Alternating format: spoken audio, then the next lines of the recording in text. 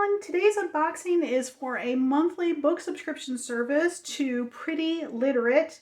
Pretty Literate does classic books. They have 3 subscriptions that you can avail yourself to. The first one is simply a book club where you have access to their online community and you can discuss all kinds of books, not just the books that they have in the boxes. Erica at Pretty Literate loves discussing any kinds of classics, so, feel free to subscribe to that one just to be in contact with people. And then she has a book box, which is just the classic book of the month. And then she has the gift box, which is the classic book and a gift to go along with it. And both the book boxes also have access to the book club community. The price of the box is $35, which does include shipping, which this day and age with shipping being so expensive, it's really a great deal. It really is. Every month you get a classic novel, and I'll go into more detail after I've opened the box, but the classics that Erica tends to pick are not the ones that are what you would consider the normal classics. The Moby Dicks, the Little Women, the Pride and Prejudice, the Treasure Island. She picks a lot of time things that I've never heard of until she shows them to me. So I find that really cool. All right, so let's dive into this one. This is the August 2023 box. Let's take a look and see what we've got in it.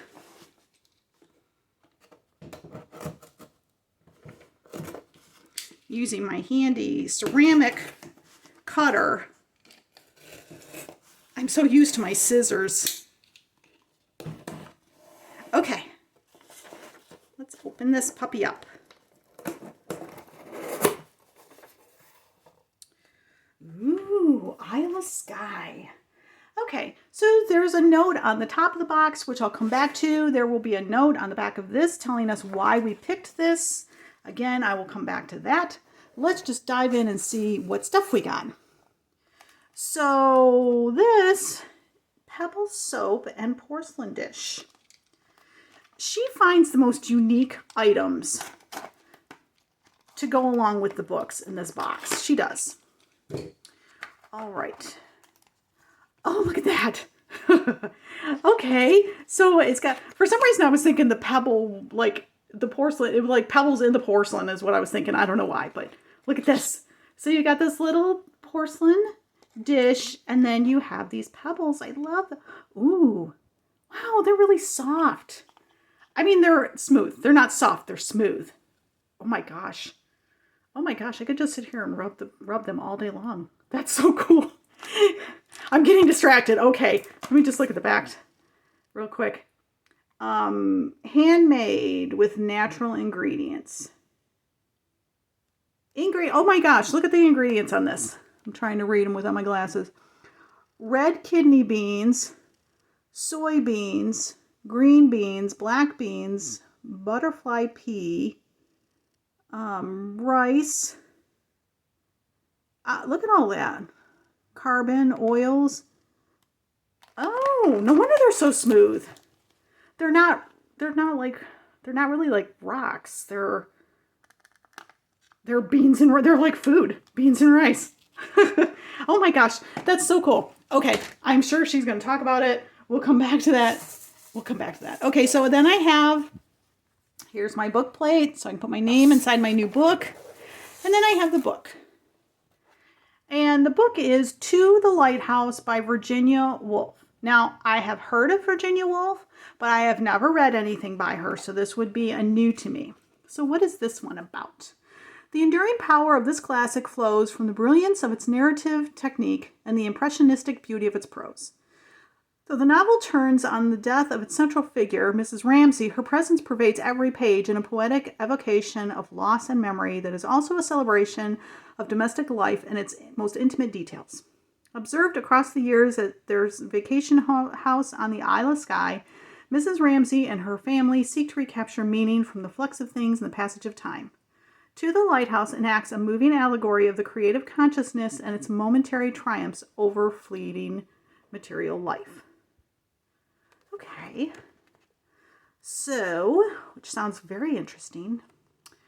This one, where's my copyright date?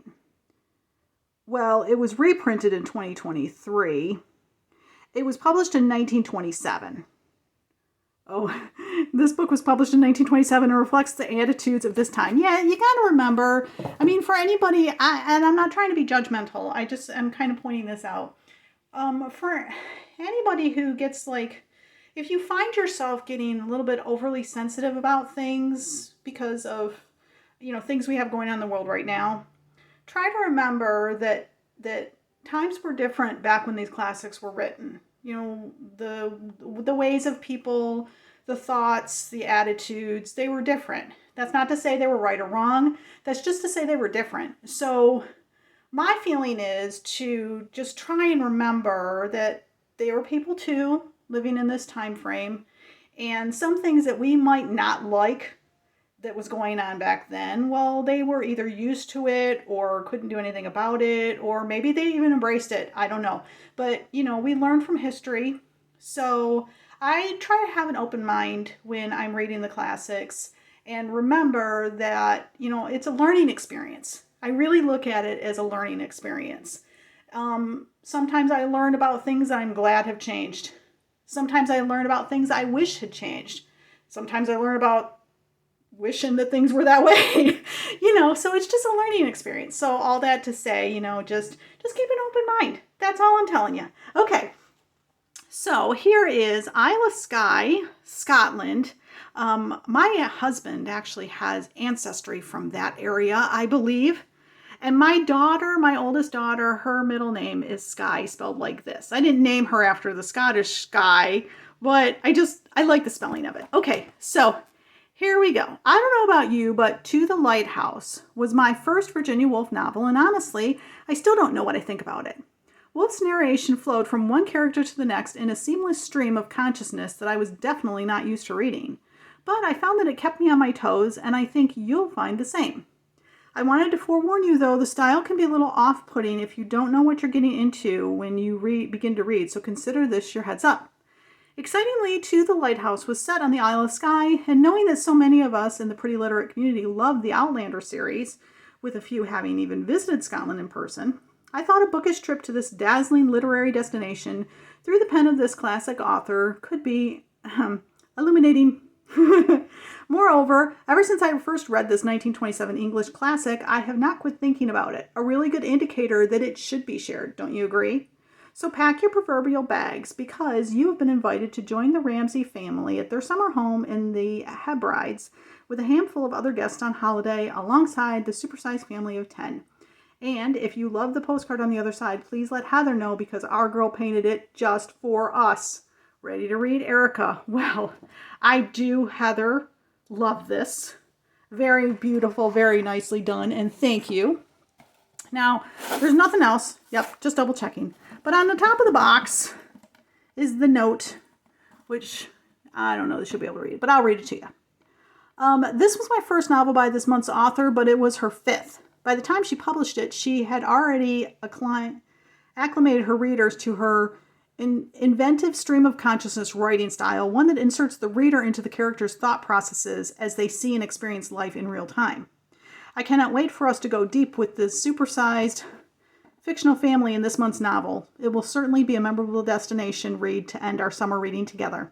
And since it's our last book of the summer, I wanted to pair it with a tangible keepsake that will keep the novel's beautiful setting in the forefront of our minds. When I came across Hannah Blossom's Pebble soaps. Oh, they're soaps! Ah, that makes a whole lot of sense. But you know what? I probably read that wrong in the box. With that cute little porcelain dish, I knew it would be perfect since it mirrors the setting and gives a subtle nod to the fact that the author has invited us as guests of the Ramsay family this month. Whether you place them out for your summer guests to use, or you enjoy the use of them exclusively, who could blame you? I hope they add a little oomph to your time at the seaside in this month's box. Okay, I feel silly. I feel silly because I completely missed it. Now I have to go back and look. It says that, and it didn't sink in. It absolutely did not sink in when I read it. That explains why they're so smooth. Oh my gosh. sometimes, you know, my mom used to say, you'd lose your head if it wasn't attached, right? Sometimes I feel that way. Okay, but can I just say, now that makes a whole lot more sense, and I love it even more now that it's sunk in that it's soap. And I don't think I'll be able to use it. I think I'm just going to have to pile my little soap pebbles on my little dish and display them in my bathroom. You know, you got to laugh at yourself because who else will, right? I mean, you just do. You got to find humor, right? All right. So that is it for today's video. If you like this video, please take a moment to hit the like button down below. And also, if you subscribe to my channel and hit the notification bell, it'll let you know when I do my unboxings. And as always, I love your comments. What'd you think of the box? What'd you think of the selection in the box? Have you read anything by Virginia Woolf? Have you heard of these Pebble soaps? Or have you visited the Isle of Skye? Or if you just want to say hi, that's okay too. I love your comments. I read and respond to them all. So what do I think of this box? Well, I love this box. I absolutely love this box. The price point is wonderful for the box. I don't know how she does it. I really don't, because I get a lot of boxes with books, and I know the cost of shipping and everything, so I rave about the price point on this box. And she always finds the most unique things to put along with the books, and I love that as well. I mean, it's just been a delight to see the different things. One time we got a wind chime, which I think was one of my favorite things to get because it reminded me of my mom. So there's just unique things. So I love that. And I love, and I know I say this in every video, so if you've been around, you know I'm going to say it. I love that I don't get my usual classics. I love that I'm introduced to new ones. She's really opened up my reading world where the classics are concerned. So I'm always, no matter whether I like the classic or not, after I read it, doesn't matter, because I have been introduced to something new, and I just really find that experience of this box very good. So highly recommend this. It's different classics. There's not a genre. It's just that they're classic reads. That's pretty much it. So if you're adventurous in spirit and you want to learn a little from history or historical literature, definitely recommend this box. So that's going to be it for today's video. Thanks so much for stopping by and watching. You guys are awesome. Have a great day.